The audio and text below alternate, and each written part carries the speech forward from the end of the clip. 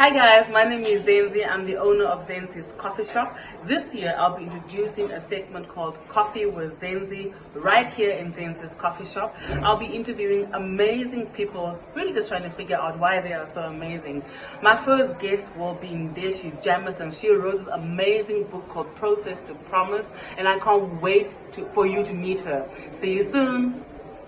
Everybody, welcome to the first edition of Coffee with Zenzi. And just so we can be in the spirit, I asked Very to make me a cup of cappuccino because that's how we're going to roll from here on forth. My guest, unfortunately, does not drink coffee after a certain hour, so I have asked that they bring her some tea. But I am extremely honored to be bringing this concept, can I call that concept? Yes, to all of you. And I also am totally honored to have brought this book to Windhoek. The book is called Process to Promise.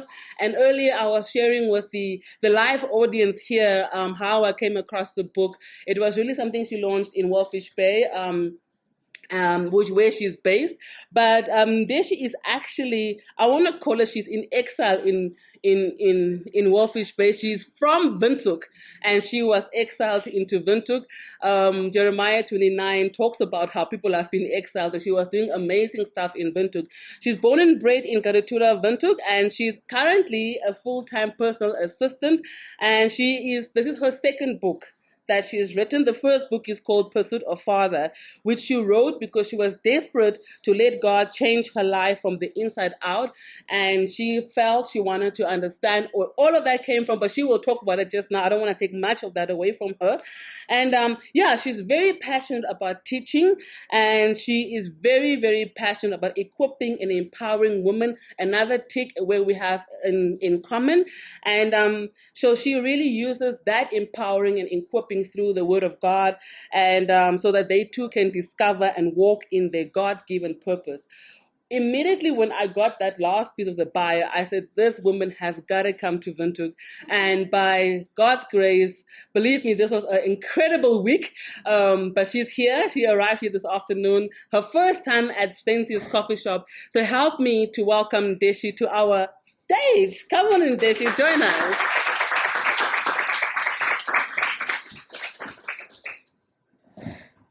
Wow. How are you doing? Well, thanks. Thank you. Welcome to Windhoek. Welcome to Zenzi's Coffee Shop. Thank you so much. So, because I'm an aspiring writer, I've got a blog that's somewhere in cyberspace. I would like to ask you, how did this start? I mean, 2 books, that's quite a while. And so shortly after each other. How did you start? How did that happen? Well, good evening, everyone. Thank you for coming. It is such an honor to be here. Zenzi, first and foremost, thank you for the honor. Thank you for the opportunity. It's really an honor to be here. And, I've always had this pain, heartache within me. And somehow I couldn't express it verbally. And it started off with just writing letters to God in my journals, telling him how I'm feeling. And at some point, I think this was 5 years ago, I started a blog. And on this blog, I was just encouraging from my pain. And then the Holy Spirit, at some point when I hit a rock bottom season in my life, my faith was wounded. I felt like, wow, God, where are you? Because it was at a season where the Lord told me I was about to get married within 3 months. And the Lord said, hey, step back. This is not the time and season for it yet. Give the ring back. I'm like, whoa, wait. This doesn't make sense. Yeah. So, when you love the Lord, you get to that point where it's Christ or nothing. And once you take a shortcut without him, there are consequences to that. So no matter how hard I try to really suppress, what God was instructing me to do, things went haywire. Everything else just fell apart. And it was during that rock bottom season when I started writing, and the Lord audibly spoke to me and said that I should start writing my first book. And it started out with a picture at the lagoon in Walfish Bay. I went out with a friend who just wanted to take me out for coffee and wanted to just chat with me. And while I was facing the ocean, she stood behind me, and she just took like a candid picture of me without me knowing. And at night, she sent me the picture when I got home. And that moment when I opened the picture, I was facing the ocean. and my back was towards her. And the Holy Spirit said, that's the cover of your first book. Start writing your first book. I'm like, wait, Lord, my first book, how, when? And it was when I was disobedient. I just thought like I'm going to rub it off. Maybe it's not God, it's my emotions, it's my flesh. How can I write a book while I'm so broken? I was literally broken to the core. And I just threw it into the back burner. And 3 months later, another mutual friend from church contacted me and she said she had a dream that the Lord, literally in the dream, she saw pens, pen holders with a lot of pens. And she said, I sense you need to start writing. I don't know if it's a book you need to start writing. She knew nothing about it. And that was God's way of just reaffirming what he told me. And yeah, and then the writing started in rock bottom. And then In Pursuit of a Father was birthed because that's how God exposed that stepping into marriage was going to destroy my destiny because my identity was wrapped up in the wrong things. It was wrapped up in a ring. It was wrapped up in the guy, not in God, and it was literally going to destroy me. So then he exposed the bitterness towards my earthly father because if you read in my first book, my father he withdrew at a certain age in my life, and that left unanswered questions, and it really hindered me to progress relationally. So yeah, and then that's how In Pursuit of a Father was birthed, and in the midst of deconstructing what my identity was wrapped up into, he was literally rebuilding my identity from the inside out. Yeah. Sure. In a nutshell. In a nutshell, a very big nutshell that is. There's just, the thing about purpose, what I found is that, this coffee shop is basically a product of submitting to the purpose and really just going out there despite all the fear. And sometimes, a lot of people, remember, I opened this coffee shop in the middle of COVID. Wow. Like literally I opened it, 6 weeks later, boom, Delta comes, and then they're saying you're going to have to go to, So I completely understand that, which is like another thing that we have in common, which is that you heard from the Lord, you took the assignment seriously, and you ran without looking around you. Yeah. What was that like? I can imagine I call it resistance you felt, you experienced from friends and family. I can't imagine, and I know you're touching on it in the book, and we'll probably touch on it as well, when you heard the Lord, and that's another topic we'll cover, some other point, when you say you were told to return the ring. How many women will actually return the ring? Literally, any woman wants to get married. Yeah. And then you have a ring, and you're saying, no, Bob, listen, God said I can't marry you. What was that like? Can you take us through that? To be honest, I heard the Holy Spirit audibly speak to me while I was cleaning my apartment, and I ignored the Holy Spirit at least for a few weeks. I was like, I'm not going to pray, I'm not going to spend time with God because he's going to talk to me about what he said. And I was literally telling him, Lord, I'm not doing it, okay? It's not up for discussion. Leave me alone. I'm getting married. Imagine, we've quoted for 2 years, and you're telling me to give back the ring? Imagine. No, Lord, step back. Let me do this. Yeah. And you know that rebellion, we all have that within us, right? You think you know what's best for you. But I love God's divine interruptions. It really realigns me into purpose.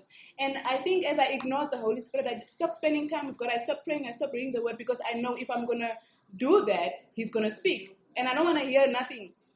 And guess what God did? He allowed everything else to fall apart. It was like a domino effect. From family to with Him, everything else, our circle, everything else was just not working out. And you know when things are just not, you can't force it beyond that. Those are red flags, and I knew there were consequences if I continued. And at some point, 2 3 weeks later, I had a breakdown in my car, and I said, Lord, I hear you. Okay, I hear you. I'm surrendering. But how am I going to do this? How am I going to convey to this person, look, it has nothing to do with you. This is about me. Yeah. I'm broken. I can't do this. I cannot give you what I do not have. How do I pour from an empty cup? I have nothing. I had nothing within me to give. I was completely broken. And at some point, I didn't know how to convey to him. And we met up. We just said, can we meet up and talk? And I explained it was painful. It was obviously a breakdown thing. And I think 2 years after that, once I published my first book, he came to the book launch and was like, now I understand. I love that. It was a God thing. And he said, you were right. The ring was never yours. It belonged to someone else. Wow. So the resistance, getting back to your question, is that I experienced a lot of resistance from family. You know, we're Africans. You don't cancel a wedding. Look, come hell or high water, you put on that makeup, you pretend everything else is wrong, and you put that white dress on. And they call it bad luck or I don't know what, but with God, it's not bad luck. With God, it was God's divine intervention. Mm. And my mom said, "Girl, are you crazy?" I was like, "Mama, this is God." I literally kept on emphasizing God, God. And at some point, it looked like I'm mentally unstable. Yeah, you know? I can imagine. And that was when I went into, if you read my books, you'll see there's a second chapter in my book, The Process to Promise, where it talks about the value of separation. So it was within that resistance, rejection, being misunderstood, that God pulled me into separation. And really, I should really, if I never did that back then, I would not have sat here. So that was literally the split rock moment that ushered me into my purpose. It literally led me to find my identity in God. And once I was established after dealing and confronting with pain, forgiveness, bitterness towards my earthly father, reconciling with him, then my purpose just split open. Yeah. And everything, as the vision just became clearer, to run with what God was saying. And to be honest, I'm a prophetic dreamer. He kept showing me, and it's hard to establish something when people don't understand, because Habakkuk 2 says that the vision is yet for an appointed time. And you carry that within you and no one understands. And sometimes God has to pull you into separation because he's protecting that which you are incubating on the inside. And it's important to pray and ask, Lord, assign and align me with the right relationships who can stir up and fan into flame what's inside of me. And it was actually a very painful separation because it's lonely. You have less people around you because God is purging you, He's pruning you. And and it's in that separation that the Lord highlighted things that, once you are in a busy rhythm and you are in relationships, you don't get to see the cracks of how broken you are and your response of how you respond to things that trigger your trauma. So it was from that sense that God was highlighting a lot of things to me. And he said, girl, allow me as your daddy God to deal with these things because I want to launch you. I want to catapult you into destiny, but these things have to be dealt with. If they are not dealt with, you will take off, but they will follow you and hinder and block what I'm about to establish in your life. So it was important for me to heal from the inside out. Yeah. Yeah. I want to touch a little bit on the value of separation because, when I got this book, it was a book that it's a very how many pages? Less than it's less than 200 pages. So usually a book that thin, you just sort of woof through it, right? But this one was like, what's that chocolate? Bubbles? Or is it one that you literally no, it's not even that one. It's that one, Pharaoh was that one. It's like, it's a piece of chocolate that you bite into and that you literally want to chew on and savor. And that was me. I spent quite a bit of time in this chapter, The Value of Separation. And allow me to read some of the stuff because, look, this is what it looks like. The book, and I'm not that reader, but I have almost destroyed this book. It's going nowhere. The other ones you can buy, not borrow. Okay, so she wrote here about the value of separation. She writes, although we all need to have a proper support system, relying on it as our source of strength and validation could be detrimental for our own growth. I had to learn to distinctively separate myself and that certain people, including family, friends, and community, cannot have access to certain parts of me as a person. I was like, you're Ndeshi, because you were speaking to me. And then she said, not every person in your family or community can push you into purpose. Because many times when you start realizing your purpose, you think you are aligned with the right people, and then you sort of are drawn to them. But she said that's not always the case, and help you incubate hope, as she just said, in order to execute what you have been purposed for. I will skip the rest, and then she says, I finally realized that I did not need relocation a person or more money to make me feel validated, purposeful, or to belong. My joy, wholeness, peace, and healing was never found in someone, another town, country, or a new job. It was always found in Jesus, right where I was at. And then here's the part that got me the most, because many times when we want to answer to the call, I know I struggled with obedience versus obligation. Like, okay, I'm getting all these words. I have to do this, so I'm gonna do this. Here's the line that rocked me to the core. I think I put this book down for a couple of days. She wrote, "Convenience is not the prerequisite for obedience. Neither is it to choose obedience and just get it. It is all or nothing." Here in the separation, he came and reaffirmed me, stirred up confidence with me to trust his voice and guidance with no one else who could take the credit for what he was birthing within me in the inner room. And then she said, "I was scared, sometimes lonely and fearful, but I was in those moments, it was in those moments that I was left with no choice but to run to him with every question, frustration, doubt, fear, worry, and to take hold of his word and scare me, my mind on what he says." Do you want to take us to that process? What you were in that valley? I know you shared it just now, but that moment when you realized, I know, it's me or God, no one else. Like, how did that feel like? Wow. Or even just writing this particular chapter. What? I think if you look at the book, a lot of people think you just get to sit down and you just write, right? But that's not the case. It's a process. I didn't write this book in one flow. There were times I sat and I wrote, and then the things that God is dealing with, it's deliverance. He's delivering me while I'm writing, so that the writing, what's written, can deliver the next person. And in those times, there were times where I would write, and the Holy Spirit would tell me, dig. And I would sit with tears rolling down my face, and literally like, Lord, I can't do this. I cannot expose this part of me. And the Lord is saying, no, it's not just for you. It's for so many others who are attached to what you've been through. And that is what really was my encouragement, or what kept me to persevere. That someone else's salvation, someone else's healing was attached to me dealing with mine. And not just that, even for the next generation, even for my seed, for my children, and for the marriage that's going to come forth for me. I as much as I want to partner with God to impact kingdom, God wanted to make sure, girl, you need to heal. And really, the process in writing this book was hard. It was literally like therapy. It was hardcore. There were times where I had breakdowns, and I would put the laptop down for at least a week and say, I'm not touching that again. And once after a week or so, then I would get back to writing once I feel better.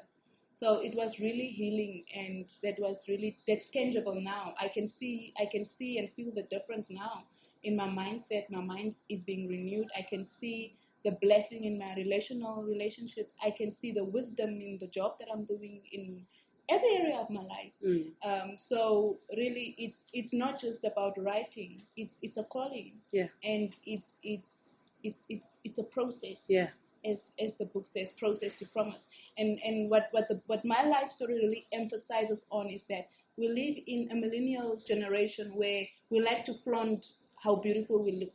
You're driving nice cars, your outfit, But the Lord said, I want you to be sensitive, number one, and I want you to be authentic about your process, because there's so many other people who are going through what you're going through behind the scenes, but they cannot come forth because there's nothing and no one that's relatable to what they're going through. And this is where depression, suicidal thoughts come in, and also where you hang on to perhaps a relationship or a marriage for the sake of keeping up face value. Yeah. But within you are broken. There's no wholeness. There's no oneness. And so the Lord told me, listen, I know you're hanging out your laundry there for the whole world, but I want you to live a relatable life. And that is my drive. That is what drives me. I don't want to be so perfect in the way I dress and the way I look, that nothing and no one can relate to me. Yeah. I want each and every one, every broken girl, to relate to me and to know that it doesn't matter what age you are. God can still bring wholeness to that brokenness, you know. So, yeah. I like that you just said about because I mean blogging. As I said earlier, I have a blog which I started I think in 2011, and a lot of my friends. And when I did the post this morning about my journals, what I wanted to write was that, and I was like, okay, well I'm gonna I guess wait for Ndeshi to say it. But I remember when there was a blog, there was a piece I wrote about my divorce. Yeah. And I wrote it. I know exactly where I was. I was sitting in the magistrate court applying for protective order. What do you call those things? Yeah, those ones. So I'm writing. I was so frustrated. I just perched on this page and I pressed send. Mm-hmm.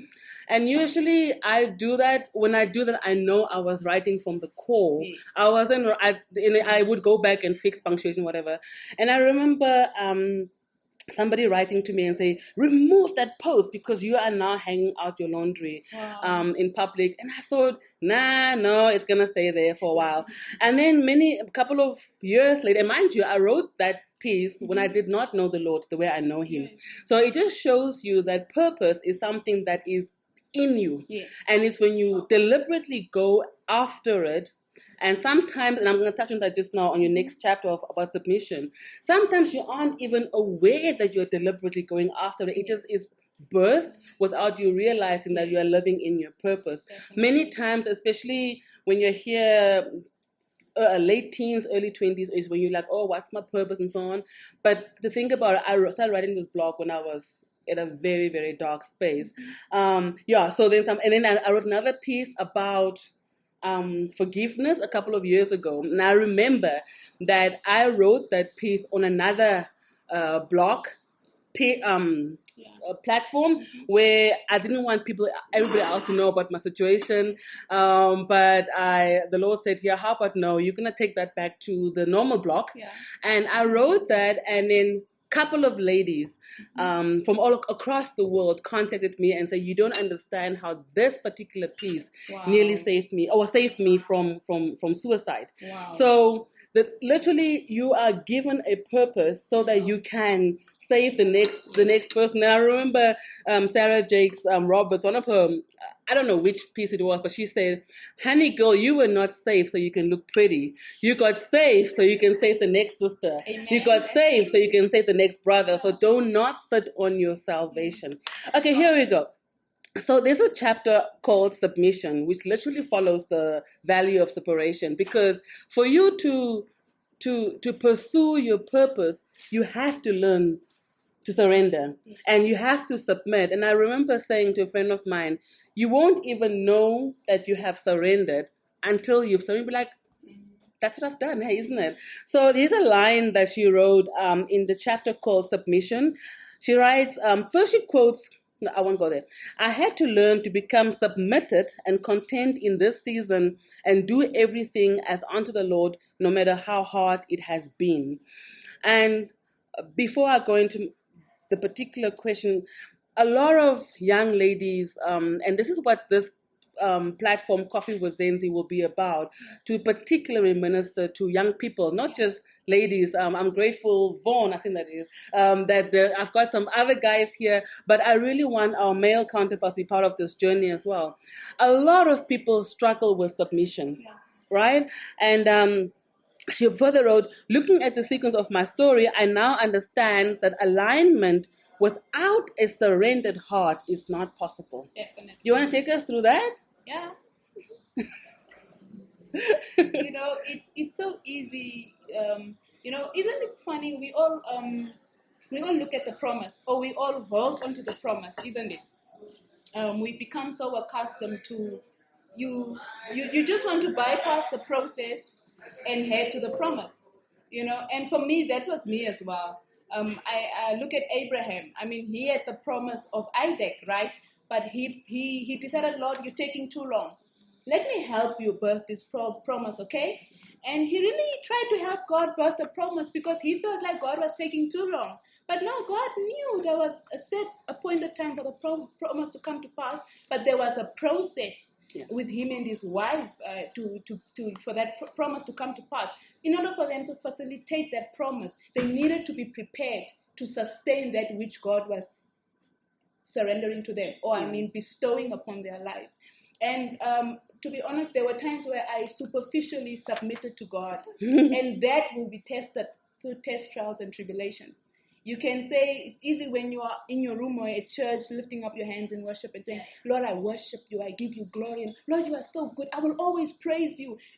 Nothing will come between us. Hey, when that circumstance comes, you're like, Jesus, step aside. Let me help you do this thing.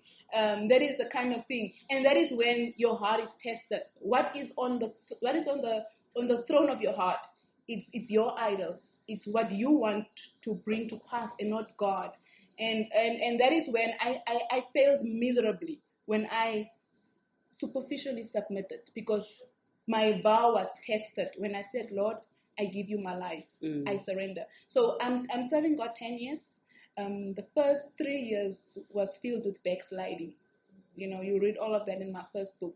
And that is where my vows to Jesus were tested, because on the outside I was praising him, I was worshiping him. But when he requested for my commitment to certain things, I was like, no, I'm not doing that. I'm going left, because the flesh wants to go left. Yeah. And it had devastating consequences on my life. It delayed me to be ushered into certain areas of my life. And I think that's where the frustration comes in. You become frustrated. You start comparing your life with your friends and with everyone else. Lord, but everyone else is getting married. But Lord, they're just getting nice jobs. When will it be my turn? Yeah. But unknowingly, you are delaying your promise to come to pass, because you are trying to bypass the process. And so for me, that was when the Lord enlightened my eyes to see, and you cannot be submitted half-heartedly.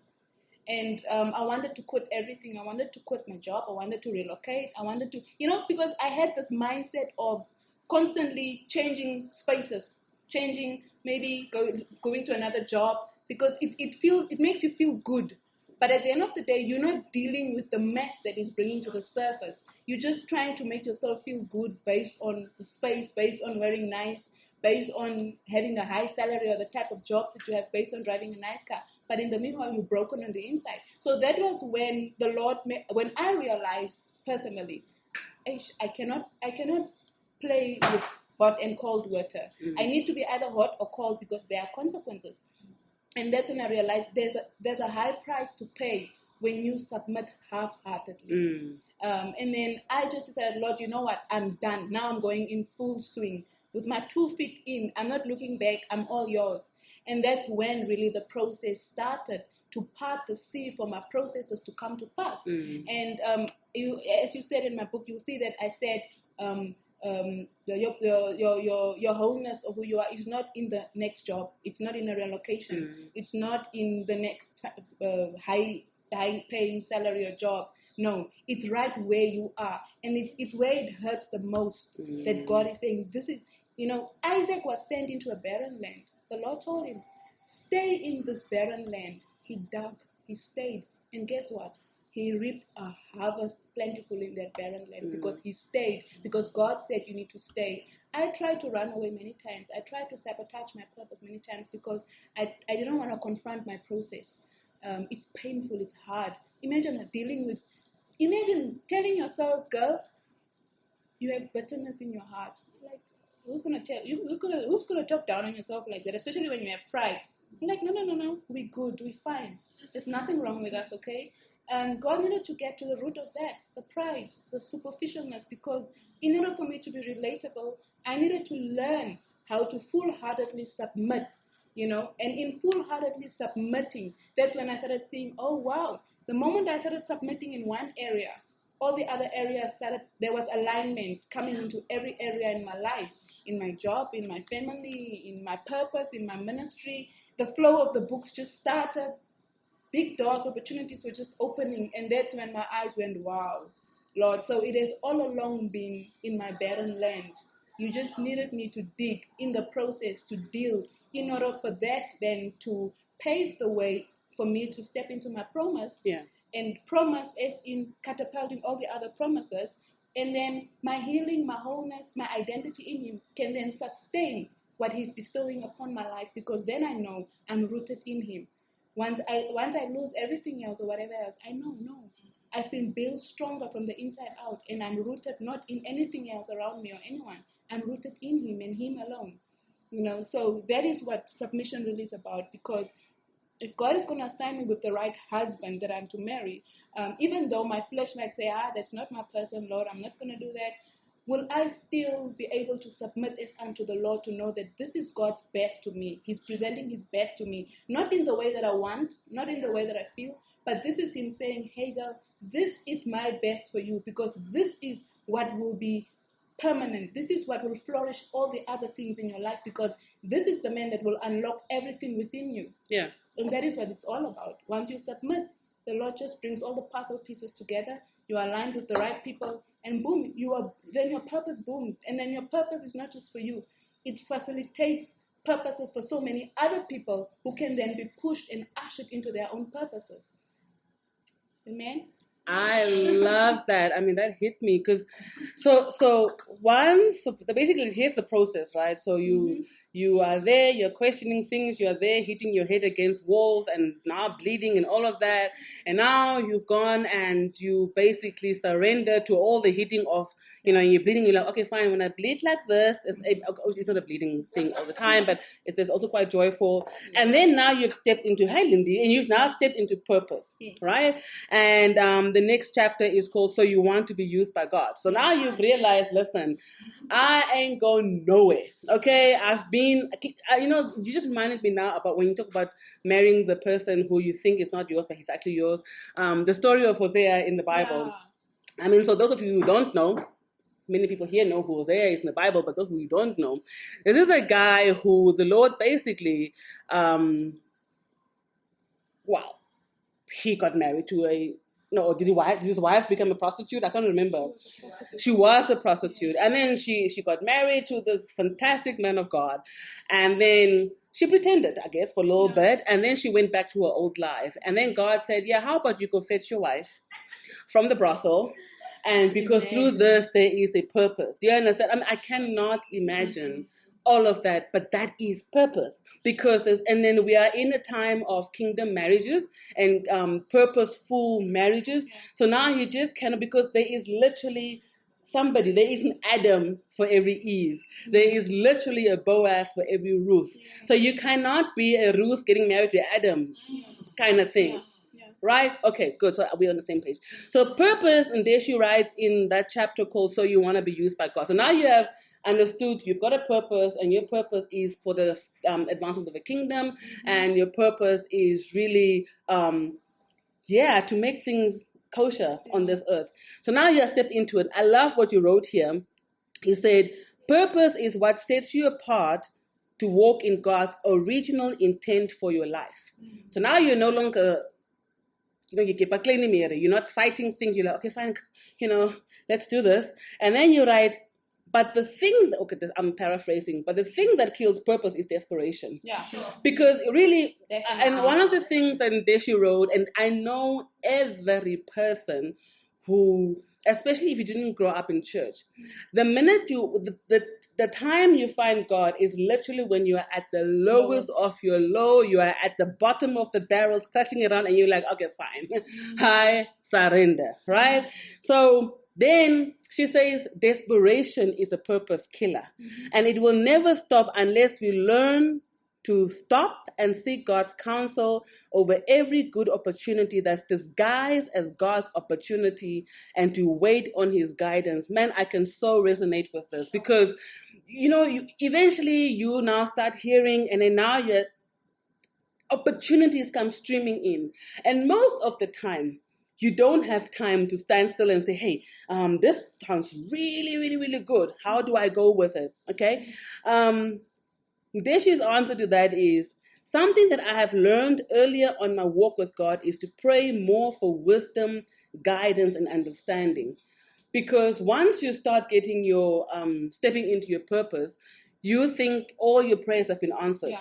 And you're like, okay, now I can just chill and I can just wait and God will take care of everything. No, honey, now it only starts, right?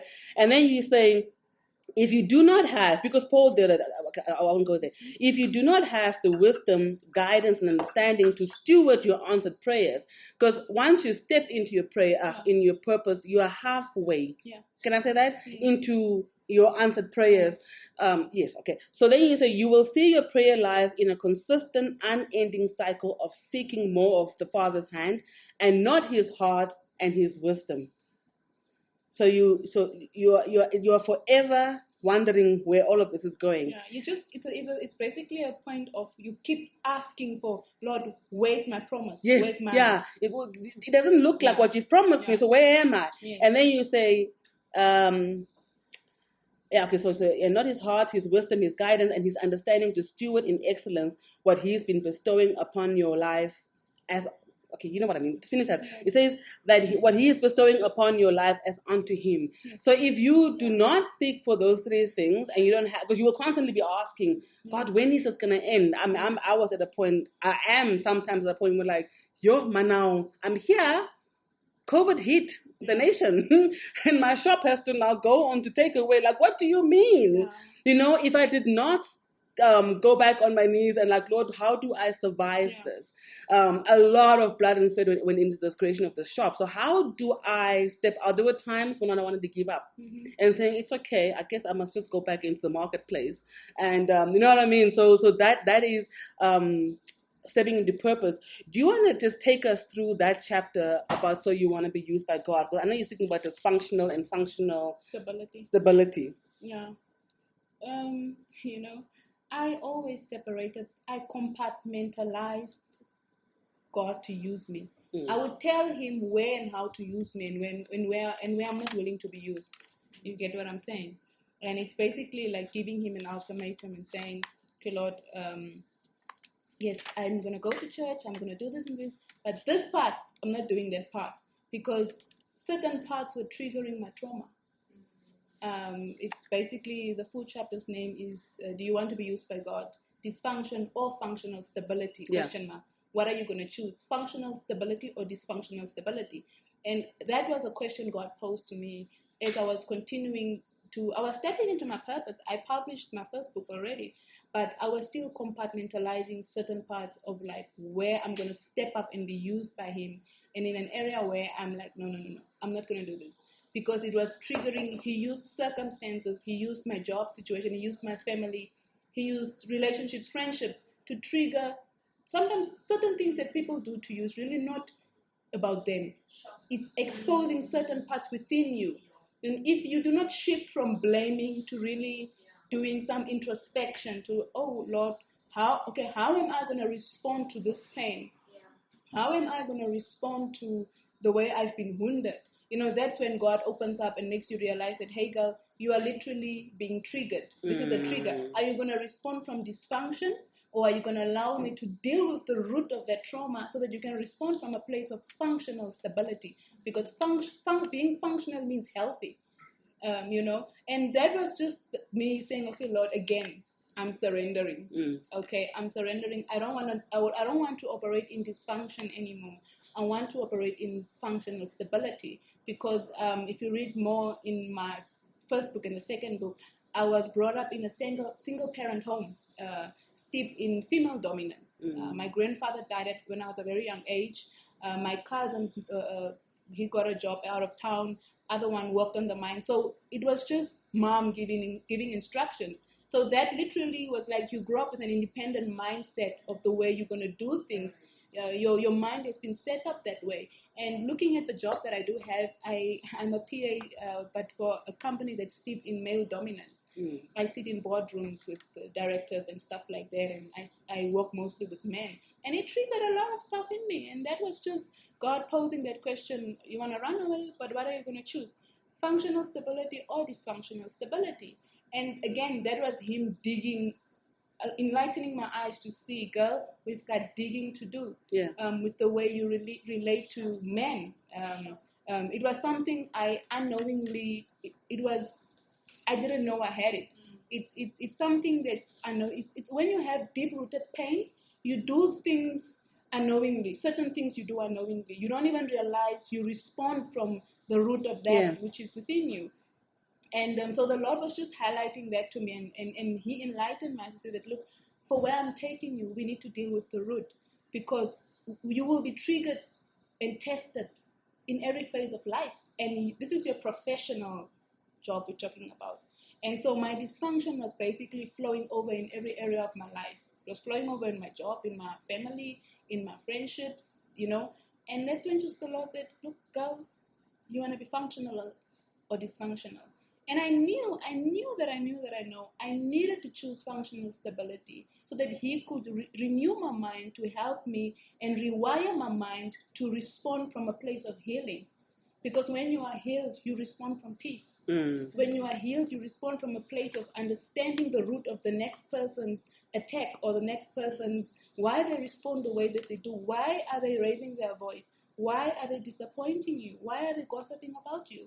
And then you weigh your battles wisely, and Lord, and this comes when you walk in purpose. You cannot run to every argument. You cannot comment or say something about every negative comment that will be said about you. And this is where the wisdom comes in from healing. Now okay, Lord, I'm not going to respond. I'm going to keep quiet. And not only that, in that you reveal the nature of Christ. In that you reveal a functional stability where you know that when you speak to this person about the situation, you speak from a place of healing. You don't raise your voice. You don't attack. You don't blame. You take accountability for where you went wrong. And you apologize. And at the end of the day, moving on forward, you will respond from a place of functional stability. So in order for the Lord to usher me further into my purpose, my being promoted in my job, my ministry, I needed to deal with that aspect, because the Lord knew I'm setting you up to work with a lot of difficult people. I'm working with difficult people in my job. Male are not easy to work with. I'm sorry, guys, but it's true. So and then the other aspect is also that you now understand that, look, you don't respond from a place of attacking. You respond from a place of understanding yourself, what you're dealing with, but also knowing that, okay, Lord, I'm going to respond from a place of we are taking the problem here, not each other. Yeah. And at the same time, when I walk away from that person and I go home and put my head on the pillow, I need to know that I left that person impacted by the way I responded.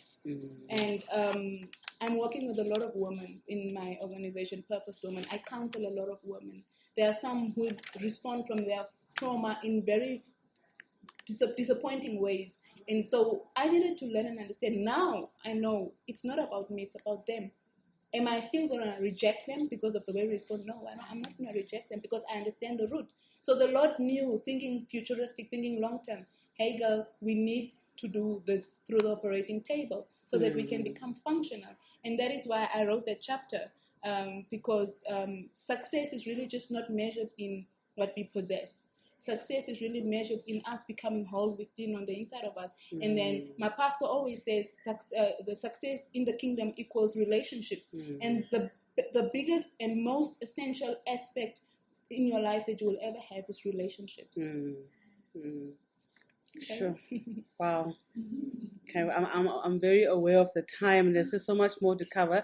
But like I said in the introduction, when Ndeshi got this book to me, I went straight to the last chapter, the last page, and then the last chapter. So I haven't yet gone to the second last chapter.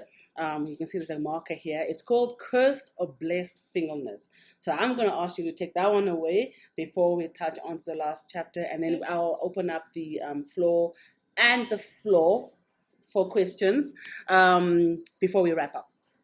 And then there's a special surprise for somebody here who's going to walk away with a book, the Process to Promise book, before we close the night. So yeah, Cursed or Blessed Singleness? What's that about? Wow. There was a time when in my singleness, I was like telling the Lord, whoa, is this normal? Yeah. You tend to see, because 90% of all my friends are married and older than me. Probably why I have so much wisdom, because I tag along people who are much more older than me. It's not me, it's a God thing. It's how God realigns, And at some point, I was like really questioning. That chapter stemmed from a false prophetic word I received about someone, and it was 3 months into this thing, and the Lord said, "That's I never send that person. That's not your person." And that literally exposed another broken part within me that I needed to dig into and confront to now know, Lord, what is this all about?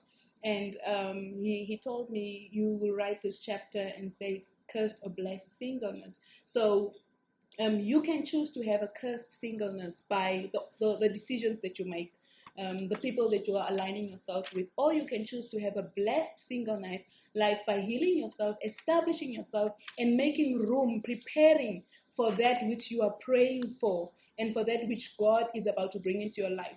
So focusing on the blessed singleness, I was literally navigating through cursed singleness because my focus was wrong. My focus was on a ring, just a white dress. I didn't have the mindset that God brings two people together for purpose and not for pleasure. I needed to understand that in order for me to flourish in my purpose, I needed to be established and rooted in God, my identity in Him, and at the same time make room to know that I am not just to get married to just any man. Yeah. There's a certain man cut out for me who will be able to handle what I carry and who will not be intimidated. That's So right. God was literally exposing that broken part within me and saying, "Oh, again, we get back to its place. Your identity is rooted in me. So And good. I'm setting you up for the right spouse. Your purpose is setting you apart for the right relationships. It is literally separating you even from the counterfeits. Stepping into my purpose literally separated me from counterfeit spouses because then God was exposing why they want to be in my life. So they want to be in your life just for certain reasons. But at the end of the day, God thinks futuristic, right? He thinks of someone who will be able to carry and handle my anointing, someone who will submit to God regarding me and who will understand when I'm not home, when I have to travel and speak like I'm speaking here, that man will hold it down at home. When I am not able to do certain things, he will be able to say, you know what, my wife, it's cool. I've got everything else sorted out. So it's about the weight of what I'm carrying to come under submission because in your singleness, you are submitted to Christ, right? There's an order. Once you get married, you are submitted to that man. Whatever that man is submitted to, you submit to. So if he is not submitted to God, then he's submitted to the things of this world or to the enemy, you are technically spiritually also submitted to that. So God was literally enlightening my eyes to see that, girl, you need to be submitted. I need to connect you with the right spouse who can cut in, who is submitted under me. Because if he is submitted under God, it will be easy for me to do what I'm doing. But if he is not submitted under God, what I'm carrying in my singleness, once I get married to that man, it will be shut down. I will lose everything. You get what I'm saying? So that was God literally enlightening my eyes to see once I broke up that 3-month thing, and he enlightened my eyes to see that I'm establishing you in healing. I'm establishing you in your ministry, in your purpose. I am establishing you to be a functional, whole, healed wife. I am establishing you to be a functional, healed, whole mother. Whereas I will now be able to bring my children up from a healing stance of who I am and be able to shape their identities in God and to be able to have a spouse who will share the same morals, values, and principles so that we can have oneness under God. So if you are single tonight and you're sitting here and you're looking at other people's lives who are married and you're wondering, Lord, when will it be my turn? Lord, my biological clock is ticking. Girl, I'm 35. I can tell literally about people who waited on God. God established their foundation in Him and got married at the age of 40 and got triplets. I know one lady in America. So you have a choice to take matters into your own hands in your cursed singleness state and think like Abraham, God is taking too long, and prematurely choose a spouse for yourself and have a divorce tag on your life, or you have a broken marriage where you'll just have to keep up face value for the outside, but on the inside of that marriage there's no purpose. Because to be honest, God literally had me sit down and deal with me, and He said, you will not have sex 24 hours a day.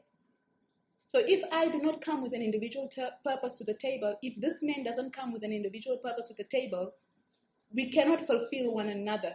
The purpose, our identity in God, and what we both bring to the table individually needs to form something in our marriage that we can run with for the kingdom. And that is why when God brings two people together, he brings two people together for purpose. So if you are sitting here today, I want to encourage you. If you are in a cursed singleness state of mindset, ask the Lord to give you wisdom. Lord, how can I re-establish myself in you to build on the foundation that you want me to build, so that once this man comes along, my identity is rooted in you. I have established on my legacy at least the foundation.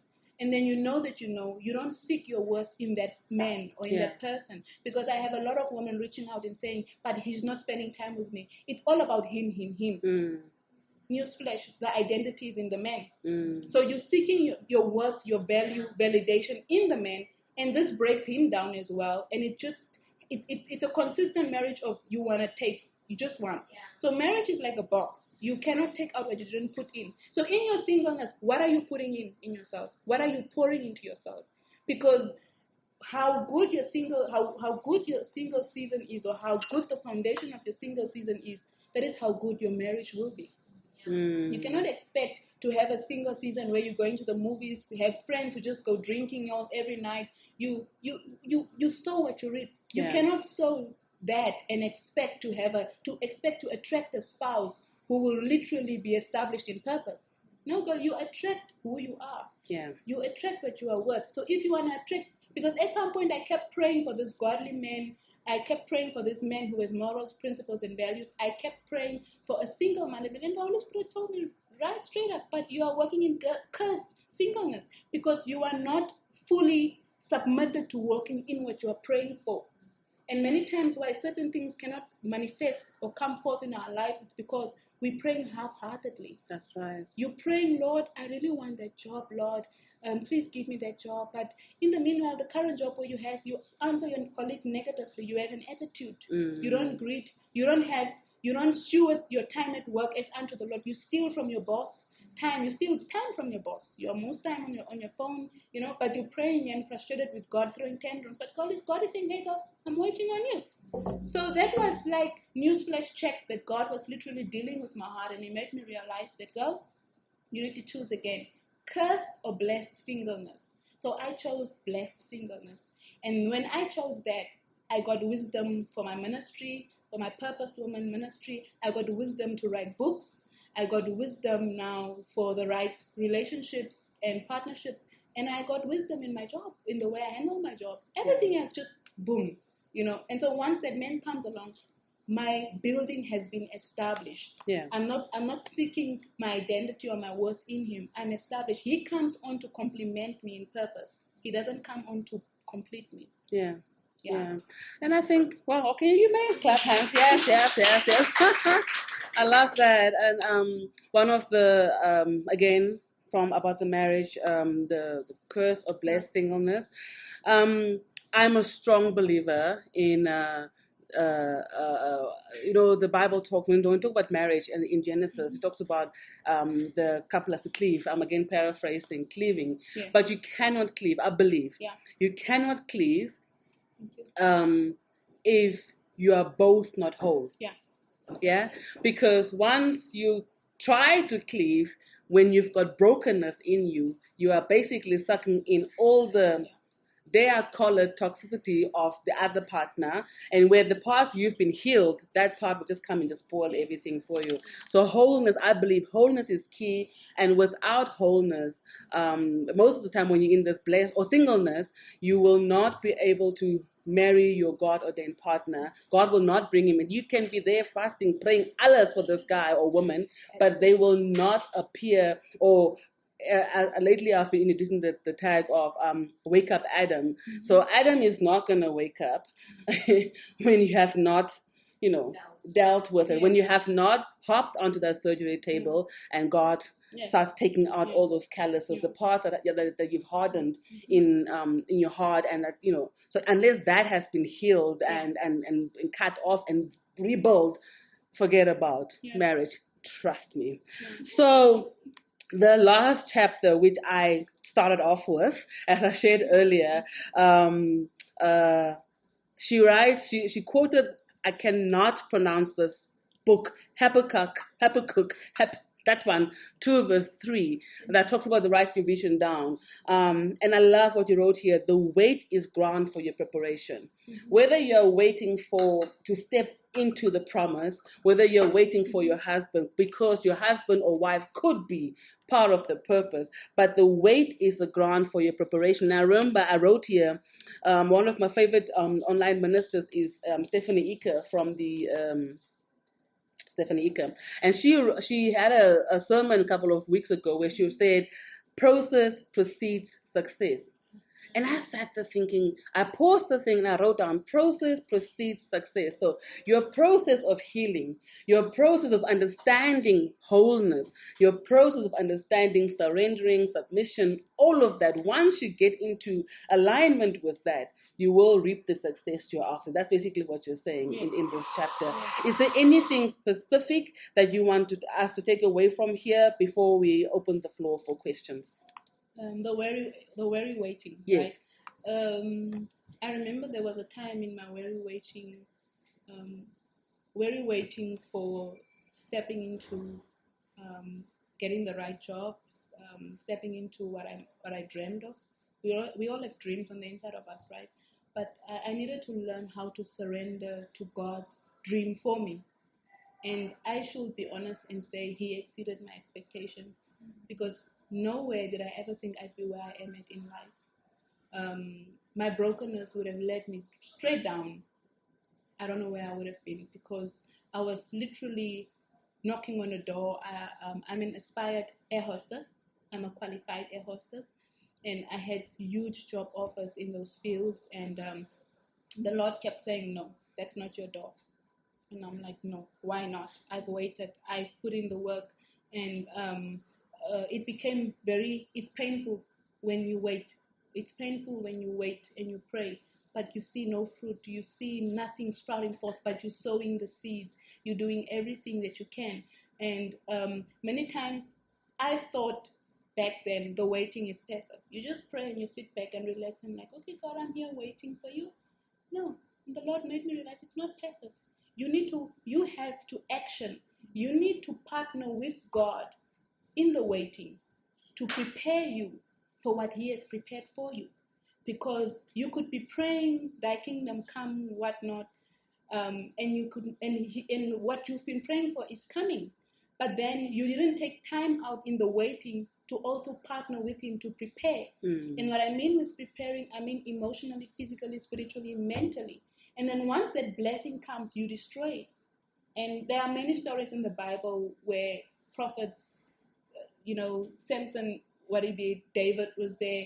Then there are things luring within you that has not been dealt with. It could be lust, it could be covetousness, it could be gossip, slander, all of those things. So the waiting is in His silence.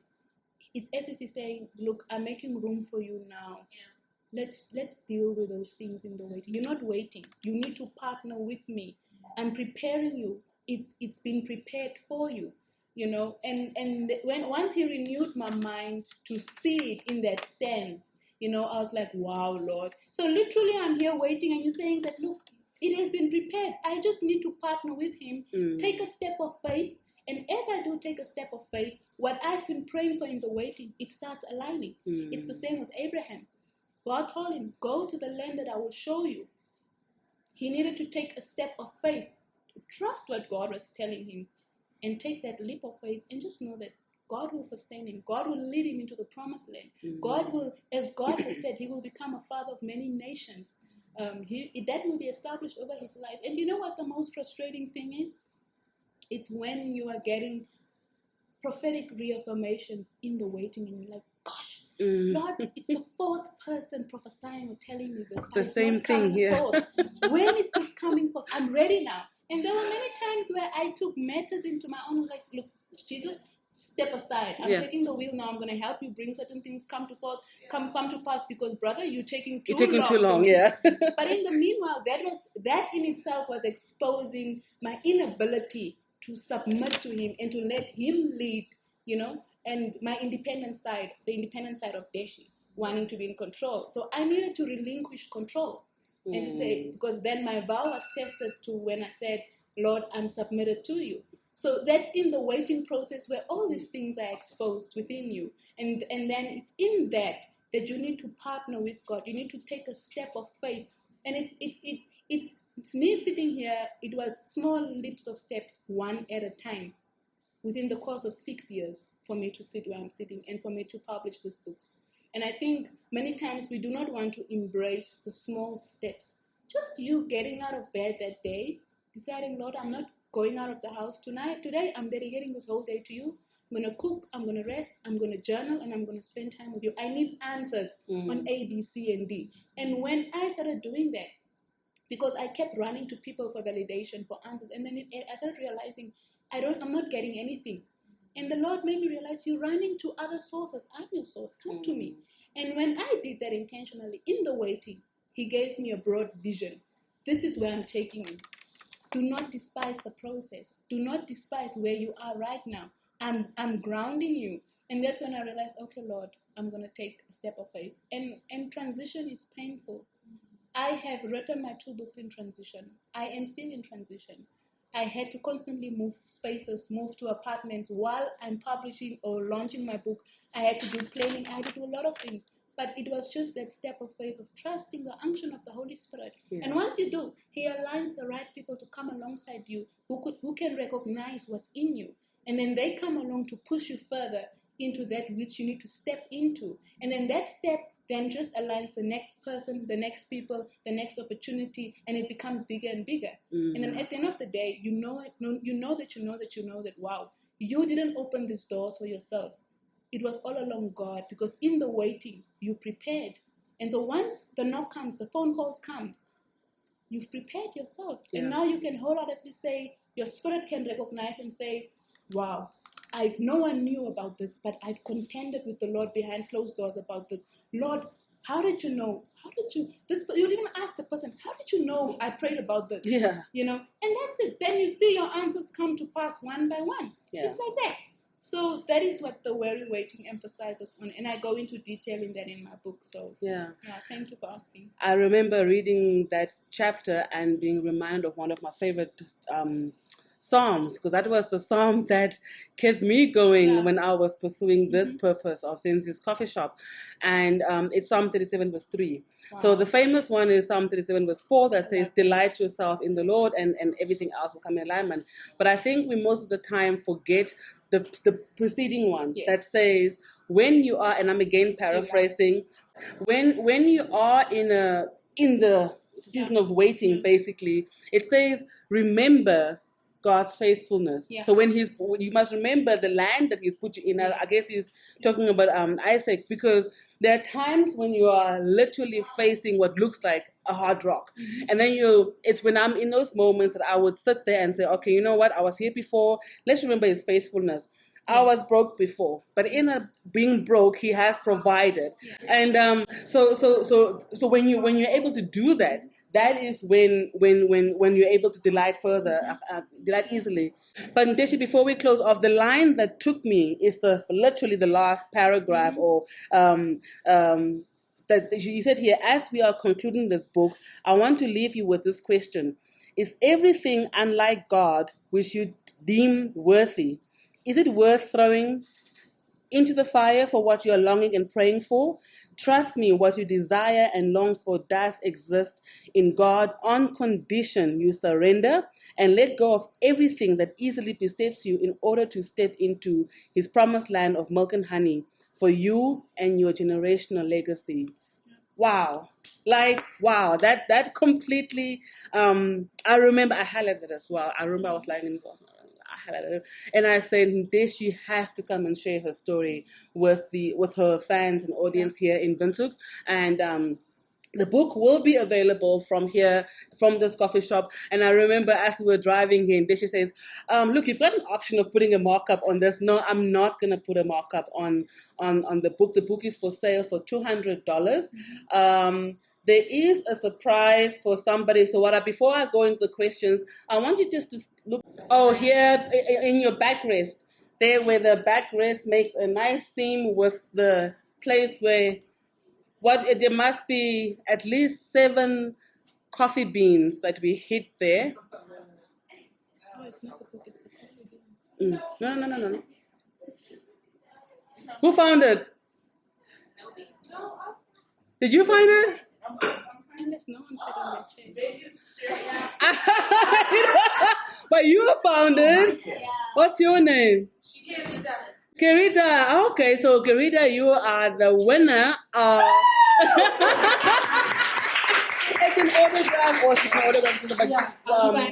Yeah, she was saying, and then yeah, congratulations, and please read it, and I want feedback on the page. Well done. I really also look up to you. If you know that she's a woman in mining, she represents all the women in mining. You are literally a trailblazer. And this here, I am so honored and privileged to be able to unlock the doors, unlock the new series of A Cup with Zenzi, which is a conversation series that's starting, and I'm the first of many. And I want to really say I feel honored that I see myself as unlocking. And may this grace really continue to flourish upon your life. May this unlocking be one of many, many conversations that will be held here in A Cup of Zen with lovely coffee, and that will really bring people to clarity, understanding, and also people can take puzzle pieces to then go home and also really link up and say, okay, fine, now I understand what I'm called for. Yeah. Now I understand I can be Zenzi, I can be Ndeshi in a different form, but in what God has called me to be. It takes women who collaborate to bring forth massive stuff for the kingdom. We are not women who compete. We are women who collaborate. Yeah. And I want to really say thank you for choosing to collaborate with me, with my organization, Purposed Women. And it's really an honor. And to the audience, thank you so much, everyone, for coming, for taking time out. And for our online viewers, thank you so much for tuning in. It has really been an honor. So thank you. Thank you. It's a wrap then. Thank you very much. Yeah.